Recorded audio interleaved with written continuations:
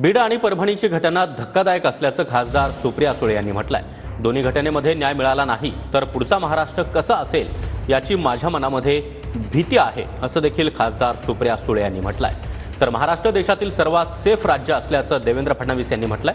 प्रत्येक घटनेचं इतकं राजकीयकरण शोभत नाही अशा शब्दांमध्ये फडणवीस यांनी सुप्रिया सुळेंना उत्तर दिलं।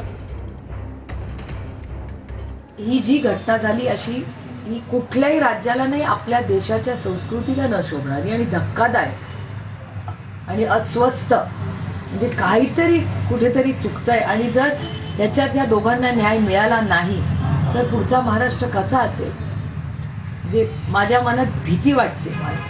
आणि मला महाराष्ट्रात फिरताना कधीही भीती वाटलेली नाही।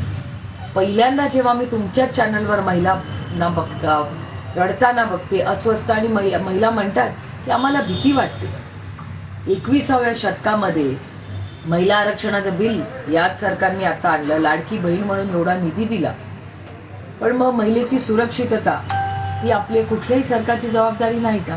त्यामुळे माझ्या देवेंद्र फडणवीसांकडून खूप अपेक्षा आहे की ते महाराष्ट्राच्या दोन्ही कुटुंबांना नाही, महाराष्ट्राला त्यांनी न्याय द्यावा। एवढा मोठा मॅन्डेट या राज्यांनी त्यांना दिला।